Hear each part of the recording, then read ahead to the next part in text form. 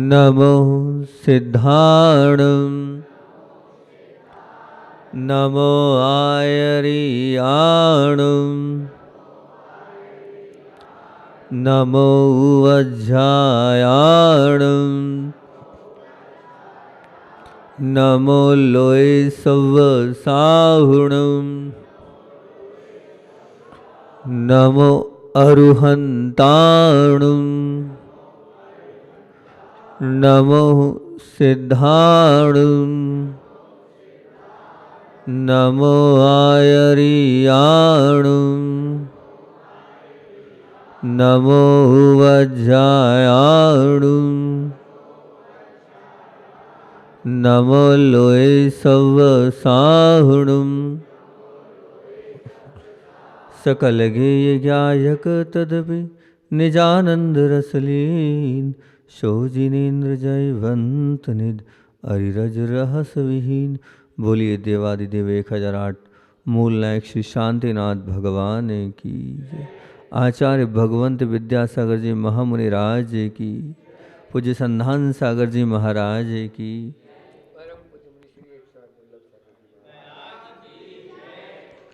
आत्म के अहित विषय कषाय, इस लाइन पर, इस पंक्ति पर चर्चा चल रही है और उसमें मान अभिमान पर काफ़ी लंबे समय से हम चर्चा करते आ रहे हैं।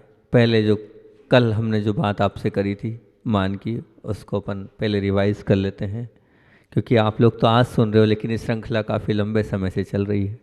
तो कल की जो श्रृंखला थी उसमें हमने एक ही बात आपसे सामने रखी थी कि हम बिना फर्नीचर के रह सकते हैं, हम बिना अप टू डेट कपड़ों के रह सकते हैं, हम तीव्र गर्मी में भी रह सकते हैं, लेकिन जहाँ कद्र नहीं होती है, जहाँ पूछ परख नहीं होती, वहाँ हम नहीं रह पाते हैं। पहली बात आपके सामने हमने ये रखी थी। और दूसरी बात इस अभिमान की महिमा बताई थी कि बुढ़ापा सुंदरता को समाप्त कर देता है, नष्ट कर देता है, आशा धैर्य को समाप्त कर देती है, मृत्यु प्राणों को ले लेते हैं, क्रोध हमारी शोभा को समाप्त कर देते हैं, दुष्ट लोगों की संगति हमारे आचरण को, उत्तम स्वभाव को समाप्त कर देती है, हमारे अंदर जो काम है वो लज्जा को समाप्त कर देता है, लेकिन अभिमान जो है वो सब चीज़ों को समाप्त कर देता है। ये अभिमान है। इस अभिमान को जब तक हम कम नहीं करेंगे तब तक हमारा कल्याण होना नहीं है। और फिर अंतिम बात बोली थी कल हमने कि गलती से जो सीखे वो गलती उसके लिए सीढ़ी है, अन्यथा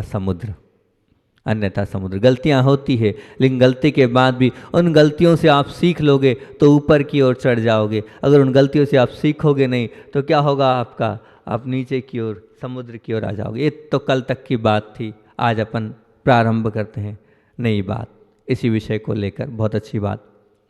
तोड़ना सरल है, जोड़ना कठिन। इस बात से बच्चों समझ रहे हैं आप बात को? कोई भी चीज़ को तोड़ना है तो तोड़ना बहुत सरल है और जोड़ना बहुत कठिन है। तो जैसे मान लीजिए आपको मकान का निर्माण करना है, कोई बहुत अच्छी बिल्डिंग बनाना है, तो क्या करोगे आप लोग? होशियार इंजीनियर को बुलाओगे।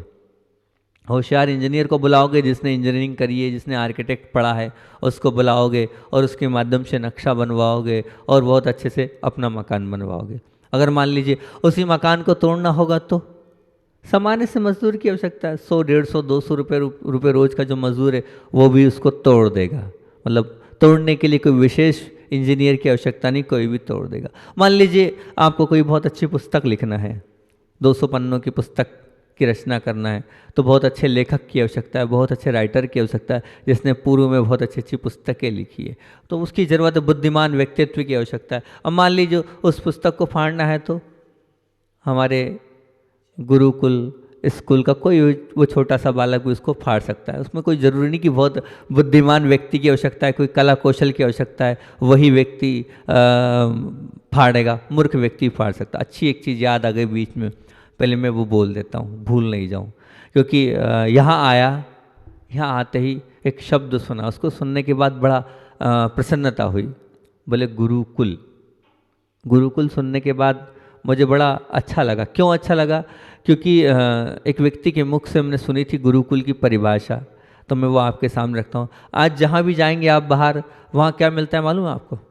स्कूल। क्या मिलता है? स्कूल, जहाँ बोलोगे वो स्कूल। इस स्कूल शब्द को आप देखना कहीं अपनी परिभाषा में उठा के देखना, शब्दकोश में उठा के देखना, ये कहीं आपको स्कूल शब्द की परिभाषा नहीं मिलेगी। ये स्कूल शब्द बना कैसे है, इस स्कूल शब्द का निर्माण कैसे हुआ है। मैं आपको इसकी अंतरंग बताता हूँ कि ये स्कूल शब्द बना कैसे। जब अंग्रेज लोग भारत में आए तो भारत में आने के बाद उन लोगों ने देखा इनके बड़े बड़े गुरुकुल चलते हैं, तो उन्होंने उस गुरुकुल के, मतलब गुरुकुल मतलब क्या, जहाँ गुरु लोग पढ़ाते हैं उसको गुरुकुल बोलते हैं। तो उन्होंने क्या किया, उस गुरुकुल को ही, अब इंग्लिश मीडियम महाराज जी ने बताया कार्मेट स्कूल खोली, तो उस कार्मेट स्कूल खोली तो बोले क्या इनके गुरुकुल, तो हमारे ईस स्कूल, ईस यानी वो भगवान को क्या बोलते हैं पता है, क्या बोलते हैं, ईस, तो बोले ईस का कुल स्कूल, ईस का कुल स्कूल, ईसा मसीह का कुल स्कूल, इसलिए वह स्कूल नाम रखा गया है। आपका गुरुकुल है, आप धन्य हैं जो गुरु के कुल में पढ़ रहे हैं, और जो लोग स्कूल में पढ़ रहे हैं वो ईसा मसीह के कुल में पढ़ रहे हैं, आप गुरु के कुल में पढ़ रहे हैं, इससे गुरुकुल है। आज सुबह जब हम जा रहे थे तो 2-3 बच्चों से ही बात हुई हमारी, तो हमने बोला आप लोग यहाँ पढ़ने आए हो तो क्या प्रारंभिक स्थिति अच्छी नहीं है क्या आप लोगों की, मतलब यहाँ गुरुकुल में पढ़ रहे हो, मतलब यहाँ निःशुल्क होता है। बोले नहीं नहीं महाराज जी, हम तो बहुत अच्छे घर से हैं, 4 दुकानें हैं हमारी तो, और सब कुछ बढ़िया है। दूसरे बच्चे जो पूछा उसने भी कहा नहीं हमारा बढ़िया है, तो यहाँ क्यों आए फिर आप लोग, तो बोले महाराज जी यहाँ संस्कार मिलते हैं इसलिए आए हैं, यहाँ पढ़ाई बहुत अच्छी होती है इसलिए आए हैं, यहाँ पर धर्म की भी पढ़ाई सिखाई जाती है इसलिए हम लोग यहाँ पर आए, ना कि यहाँ पर हमारे कोई घर से हम गरीब है तो मतलब ऐसा नहीं है कि इस गुरुकुल में गरीब लोगों के बच्चे पढ़ते हैं, अच्छे परिवार के भी बच्चे पढ़ रहे हैं। इस बात को सुनकर बड़ी प्रसन्नता हुई, और सब रुचि के साथ इसलिए आए कि हमारे अंदर संस्कार आए। बहुत अच्छी बात है, ये गुरुकुल बहुत आगे बढ़े, यही हमारी भावना है, क्योंकि ऐसे ही गुरुकुल हमारी संस्कृति को बचाएंगे, हमारे संस्कारों को बचाएंगे, हमारे धर्म को बचाएंगे। और हमारे सांगानेर के ये जो बच्चे निकल कर आ रहे हैं और हमारी संस्कृति को और धर्म को बचाने में इनका महत् योगदान है। ये हैं तो आज गुरुकुल चल रहे हैं, ये तो देखो महाराष्ट्र के गुरुकुल बंद होते जा रहे हैं धीरे धीरे, कारण वहाँ कोई ऐसा विद्वान नहीं है। और पूज्य सुदास सागर जी की कृपा दृष्टि है कि उस सांगानेर से बालक निकल रहे हैं और ये गुरुकुल पूरे चल रहे हैं। अभी हम नवागढ़ गए, वहाँ भी सांगानेर के भैया आते हैं, जहाँ जहाँ जा रहे हैं ये सांगानेर के बच्चे पढ़ा रहे हैं, बहुत अच्छी बात है कि।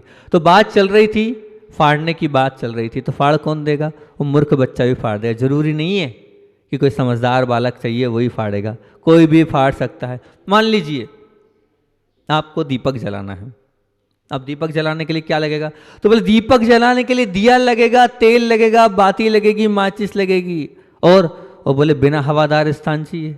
अगर हवादार स्थान में आपने मान लो दीपक जला दिए, जला पाओगे, नहीं जला ही नहीं पाओगे, मतलब दीपक भी चाहिए, है ना। अपने को दीपक के लिए तेल, बाती और इनके बिना स्थान चाहिए, ऐसा स्थान चाहिए तब कहीं जाके आप दीपक जला पाओगे। और बुझाना है तो कोई नहीं है, एक फूंक मारी और वो दीपक बुझ जाएगा। तो मतलब क्या है, जिसे दीपक को बुझाने के लिए एक फूंक की आवश्यकता है, सब कुछ है, इतनी सब आवश्यकता नहीं है। तो इसकी वास्तविकता यही है, इसका सार यही है, सृजन कठिन है। मुख्यतः आज की बिंदु बच्चों सुनना, सृजन कठिन है, विध्वंस सरल है। बनाना बहुत क्या है, कठिन है, और तोड़ना बहुत सरल है। निर्माण कठिन है पर विनाश सरल है। निर्माण करने में बहुत ताकत लगती है, लेकिन विनाश करना बहुत सहज भाव से हो जाता है, बिल्कुल सहज भाव से हो जाता है। प्रश्न ये कि हमारी जीवन शैली कैसी है, हमारा जीवन कैसा है, हम किस जीवन को जी रहे हैं। हमारा जीवन केची जैसा है कि सुई जैसा है। कभी विचार किया आपने, अपने आप के अंदर झांका आपने कि मेरा जीवन केची जैसा है कि सुई जैसा है। केची मतलब जो दूसरों के संबंधों को काटते चले जाए वो केची कहलाती है, और सुई जो दूसरों के सब संबंध को जोड़ने का काम करे वो सुई कहलाती है। हम अपने अंदर झांक के देखें कि हमारा जीवन केची जैसा है कि सुई जैसा है, हमारा जीवन एसिड जैसा है कि मरहम जैसा है, हमारा जीवन नींबू जैसा है कि जावन जैसा है, केची जैसा है। कभी विचार किया आपने कि सुई जैसा है। आज बहुत अच्छी एक बात याद आ गई, अशोकनगर के एक दंपत्ति हमारे पास ही मंडी बामोरा चतुर्मास में आए, उन्होंने अपने पूरे घर की कहानी सुनाई।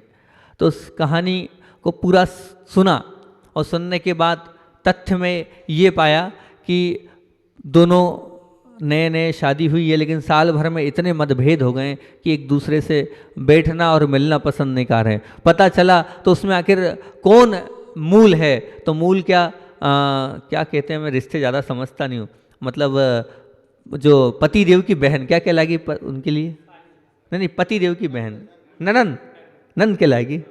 तो ननन, वो जो ननन थी वो मतलब मैंने कि पति देव की बहन वो थी, वो मूल थी, मतलब वो क्या थी, वो तोड़ने का काम कर रही थी।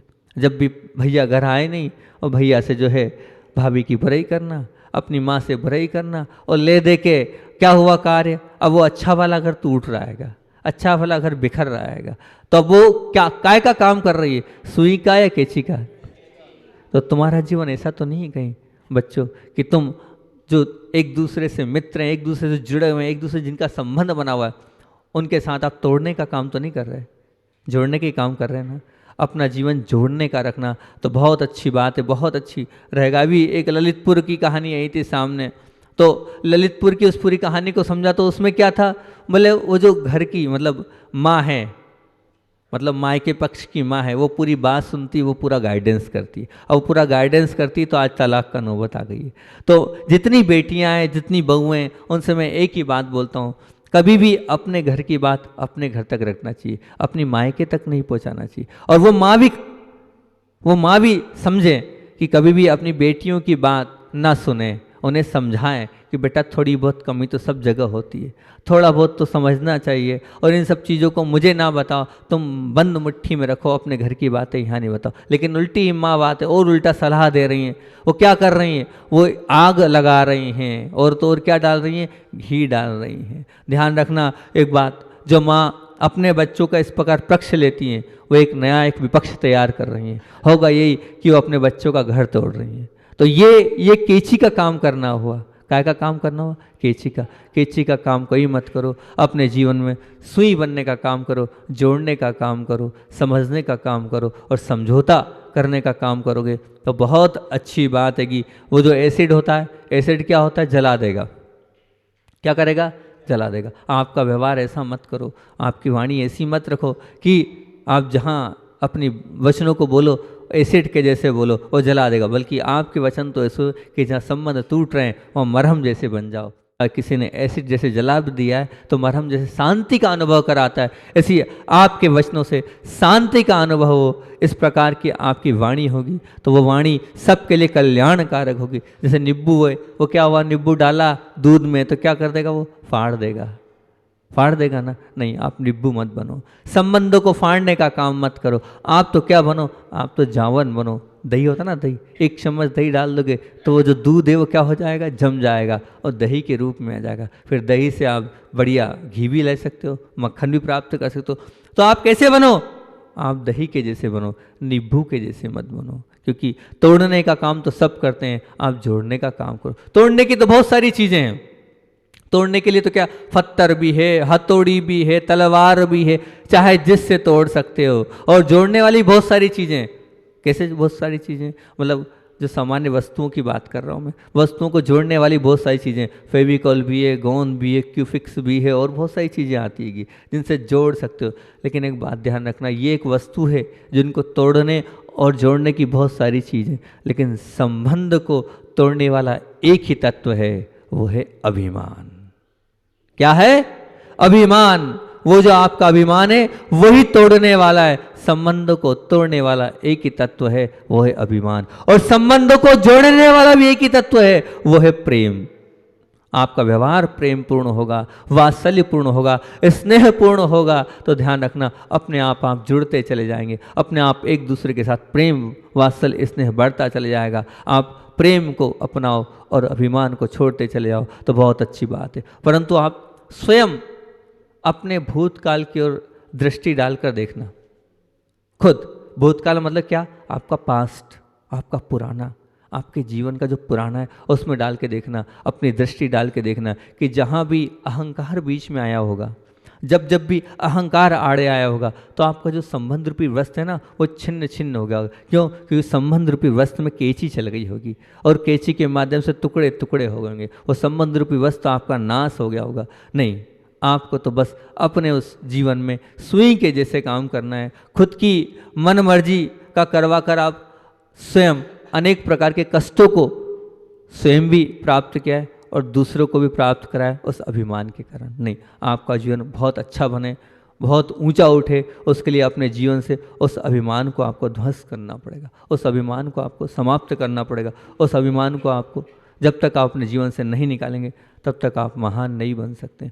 प्रेम ऐसी चीज है, उसमें ना अक्षर की आवश्यकता है, न शब्द की आवश्यकता है, न भाषा की आवश्यकता है, किसी की आवश्यकता नहीं। प्रेम जिसके पास होता है उसमें भाषा शब्द कोई महत्व नहीं रखते हैं, वो तो अंतरंग में होता है। और जिसके अंतरंग में वो प्रेम होता है वहाँ विवाद का कोई काम ही नहीं होता है, वहाँ जो है दुर्व्यवहार का कोई काम ही नहीं होता। बच्चों, वैसे छोटे छोटे बच्चे बैठे हैं, एक छोटी सी कहानी याद आ गई, वो बोल देता हूँ आज मैं, क्योंकि अभिमान का विषय ऐसा लग रहा है बच्चे शायद समझ नहीं पा रहे हैं।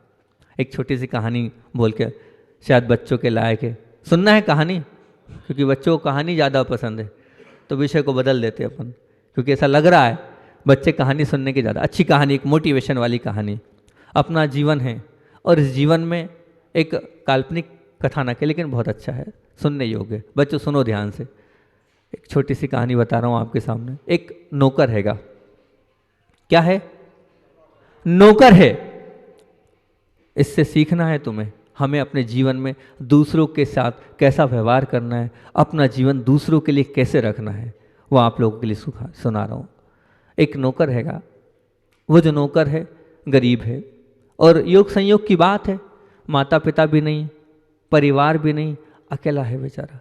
अब अपने जीवन को अकेले जी रहा है, किसी सेठ क्या कार्य कर रहा है, सुबह से लेकर शाम तक मेहनत कर रहा है और मेहनत करते हुए पूरा दिन व्यतीत करता है और शाम को आकर जो सुबह भोजन बनाता है वो शाम को करता है।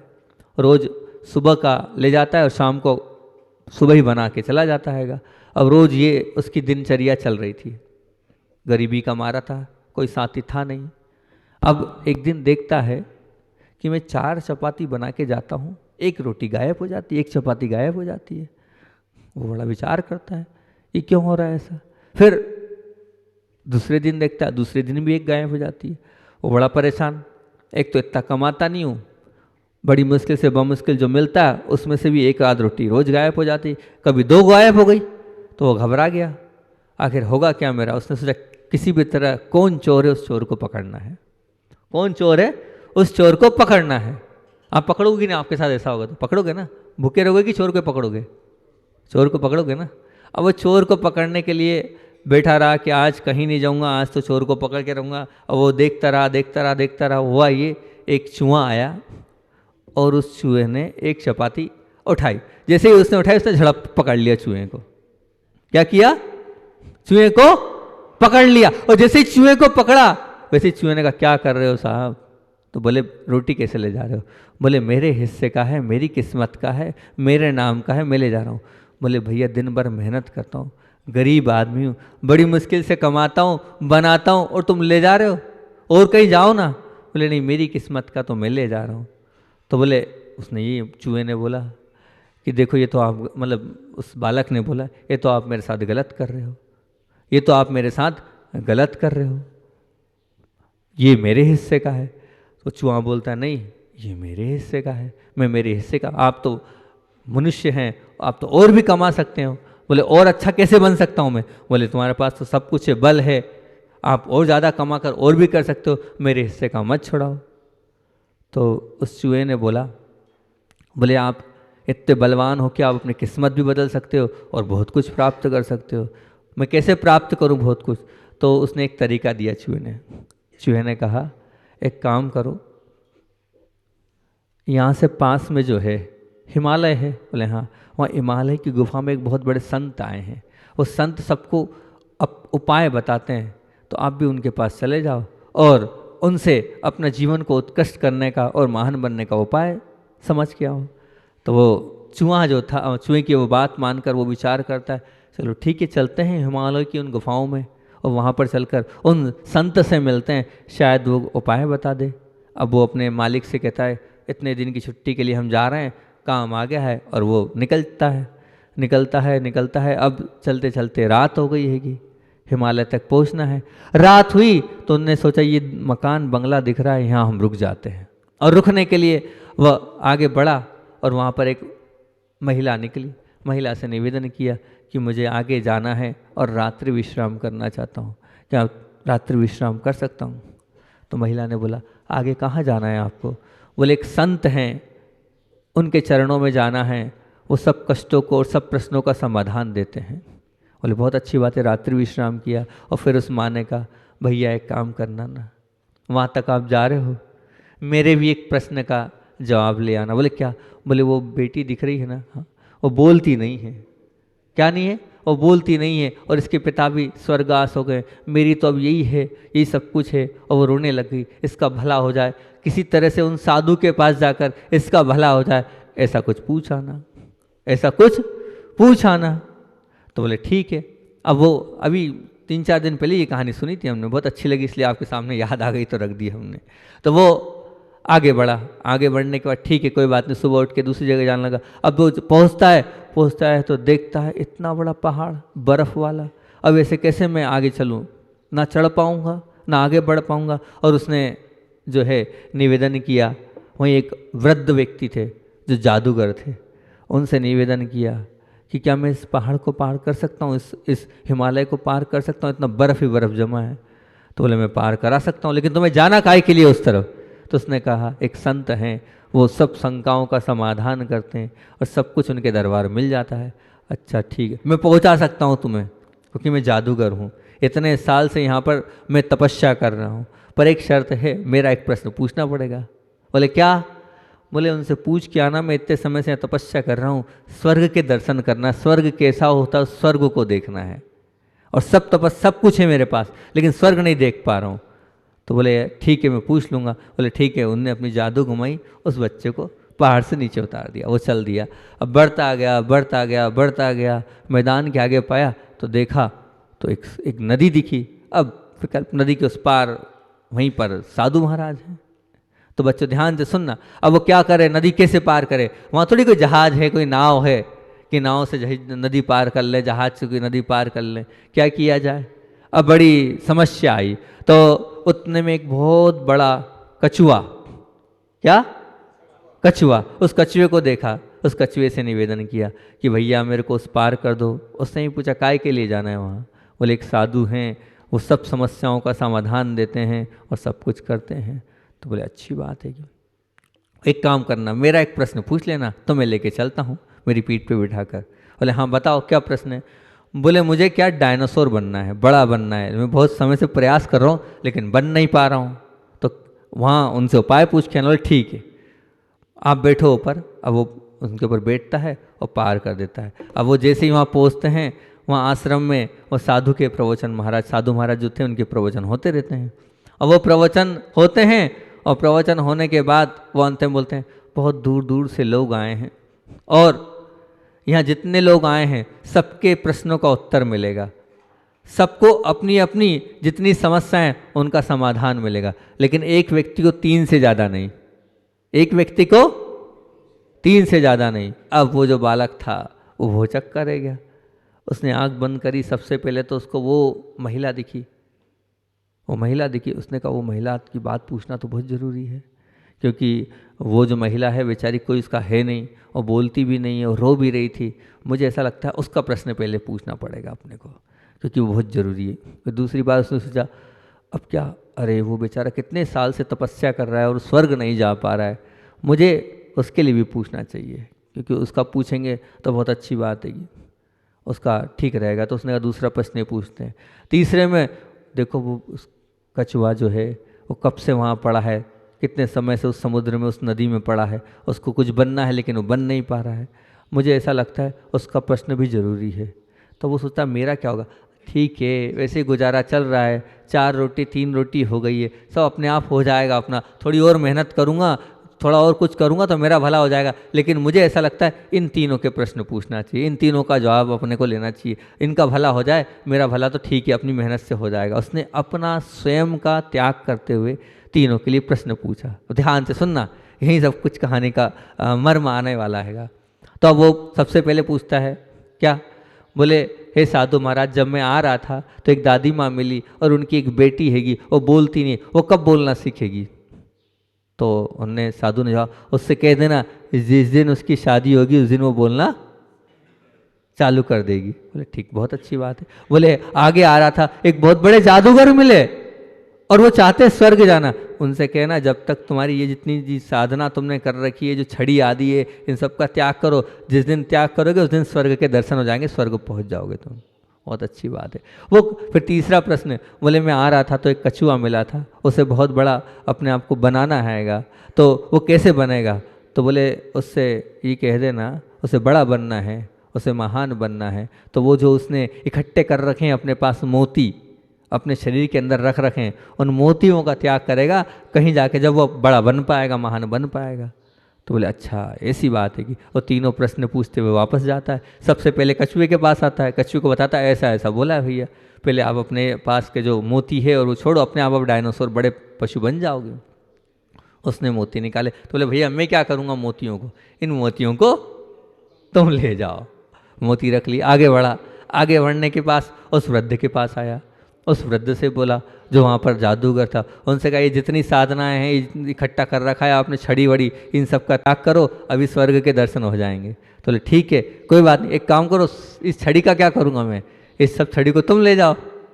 उन्होंने छड़ी का त्याग किया और बाबा जी का भी कल्याण हो गया। अब वो आगे बढ़ा, आगे बढ़ने के बाद जैसे ही वहाँ पहुँचा, वहाँ पहुँचने के बाद सब समझ रहे हो ना आप लोग, वहाँ पहुँचने के बाद अब जैसे ही वो आगे बढ़ा तो वहाँ जैसे ही पहुँचा तो उसने कहा देखो ऐसा है, साधु महाराज ने कहा है कि इस कन्या की जिस दिन विवाह होगा उस दिन जब बोलने लग जाएगी। बोले ऐसा है क्या? फिर क्या बात, तुमसे अच्छा लड़का और कौन हो सकता है, तुमसे अच्छा लड़का कौन हो सकता है? बोले उसी से उस बालक से शादी कर दी। उस बालक से शादी हुई। अब क्या है, देखो मोती भी मिल गए, छड़ी भी मिल गई और धर्मपत्नी भी मिल गई, और धर्मपत्नी के साथ जो धर्मपत्नी का मकान था वो भी मिल गया। क्यों मिला? अपने प्रश्न का त्याग किया, अपना स्वयं का मोह त्यागा, अपना स्वार्थ त्यागा और मदद के लिए वो आगे बढ़ा। तो जब वो मदद के लिए आगे बढ़ा तो अपने आप उसका भला होता चला गया। तो जो जीवन में दूसरों के लिए सोचता है, दूसरों के लिए भला करता है, दूसरों के लिए आगे रह के समर्पण भाव के साथ कहता है कि हाँ मेरा कुछ नहीं, तुम्हारे लिए मैं समर्पित हूँ, उसका ऊपर वाला अपने आप रास्ता निकालता है और उसका अपने आप मदद मिल जाती है, उसको अपने आप कहीं ना कहीं से कोई ना कोई हेल्प मिल जाती है। देखो उसने तीनों के प्रश्न पूछे, कहानी भली ऐसी है लेकिन सीख क्या दे रही है कि हम हमेशा दूसरों के लिए समर्पित हों, अपना स्वार्थ ना देखें और दूसरों का भला जिसमें हो वो करेंगे तो बहुत अच्छी बात है। ये एक सीख हमें छोटी सी कहानी देके जा रही है, इससे हम सीखें तो बहुत अच्छी बात है। कि अंत में एक आचार्य भगवान का हम रोज संस्मरण सुनाते हैं, सुनना है तो आचार्य श्री का वो संस्मरण हम सुनाकर अपनी बात को विराम देंगे क्योंकि अपना समय हो रहा है। आचार्य भगवान की बहुत पुरानी बात आपको मैं बता रहा हूँ। जब आचार्य भगवान एक छोटे से गांव कनई कला करके एक गांव था, सन 74 की बात होगी लगभग, वहाँ पर प्रवास करते हुए पहुँचे। छोटा सा गांव था, वो आप लोगों को देख के वो चीज़ याद आ गई तो बता रहा हूँ। छोटे छोटे बच्चे थे, उन छोटे छोटे बच्चों को देखकर आचार्य श्री जी ने शरारती से लग रहे थे। बोले ये तो जो छोटे छोटे बच्चे हैं इन्हें कुछ आता है कि नहीं? उनको बुलाया, क्यों नमोकार मंत्र आता है? उन्होंने कहा आता है। मेरी भावना, 12 भावना, 24 भगवान? बोले कुछ नहीं आते। बोले याद करो। कौन सिखाएगा? आप सिखाओ। तो आचार्य श्री ने हंसने लगे। बोले अच्छा ठीक है ठीक है, जिसने मुझे सिखाया वो तुम्हें सिखाएंगे। बोले किसने सिखाया आपको? बोले वो जिनवाणी रखी ना, उसको उठा लाओ। और जिनवाणी को लाया। बोले जिनवाणी को, बोले इनने मुझे सिखाया, ये तुम्हें सिखाएंगे। तो फिर आचार्य श्री जी से बोले हमें पढ़ना नहीं आता। तो आचार्य श्री ने राग सुनाई। उस समय 50 साल पुरानी बता रहा हूँ, उस समय की बात है। उन छोटे छोटे बच्चों को राग सुनाई और राग सुनाने के बाद वो 12 भावना आदि और प्रभु पतित पावन आदि विनती जो याद करी। उन बच्चों ने उनको होमवर्क दिया कि अब इतना याद करके आना, शाम तक दोपहर तक वो सब कुछ याद करके लिया, छोटे छोटे से बच्चे। उसी गांव की एक घटना हैगी जो आपको सुना रहा हूँ। जब शाम हुई तो आचार्य श्री को लगा कि मुझे ध्यान करना है, तो ध्यान करने के लिए गांव के बाहर एक स्थान था, वहाँ पहुँच गए। और वहाँ पर एक कुआं था, कुएं की मुंडेर पर आचार्य भगवान ने वहाँ पर ध्यान लगाया और शाम को बैठे और सीधे सुबह तक एक आसन में, अर्ध पद्मासन में ध्यान मग्न बैठे रहे। और जब लोगों को पता चला, गांव वालों को, तो सुबह सुबह लेने आ गए। बोले महाराज जी यहाँ क्यों रात्रि विश्राम किया? तो बोले यही तो आनंद है, जंगलों में, गुफाओं में, बाहर कंदराओं में, यही तो साधु की चर्या होती है। और वहाँ से उठकर आचार्य भगवंत आए, सुबह जो आए और वहाँ बैठे आकर धर्मशाला में। तो वहाँ जब धर्मशाला में आए तो गांव के सब लोग दौड़ते भागते आचार्य श्री के पास आए, दौड़ते भागते आचार्य श्री के पास आए। और आचार्य श्री पास आकर एक ही बात बोली, बोले वो नागा बाबा कहाँ हैं? अजैन लोग थे, ठाकुर वगैरह और जो भी थे, जाट बाबा वगैरह, वो नागा बाबा कहाँ हैं? तो सब लोग बोले क्या हो गया, क्या हो गया? बोले नागा बाबा कहाँ है, उनसे मिलना है, उनसे उनके दर्शन करना है। वो क्या हो क्या गया? बोले नागा बाबा ने वहाँ रात भर ध्यान किया और आज तक वो जो कुएं का पानी खारा था वो मीठा हो गया। वो जो खारा पानी था वो मीठा हो गया। आप कनई कला करके गांव हैगा, अजमेर शायद किशनगढ़ डिस्ट्रिक्ट में होना चाहिए, वो कनई कला करके गांव में, वहाँ आज भी कुआं है और वो कुएं में आज भी मीठा पानी है। इसके पहले आज तक इतिहास में वो पूरा हमेशा खारा ही था, लेकिन आचार्य श्री ने वहाँ रात भर ध्यान किया। अब कैसे पानी मीठा हुआ वो तो आप जानो और वो गुरु जी जाने कैसे वो मीठा पानी हुआ। ऐसे हमारे परम पूज्य आचार्य भगवान जिन्होंने अनेक प्रकार की साधना ऐसे रात रात भर करके करी है। बोलिए आचार्य भगवान विद्यासागर जी महामुनि राज।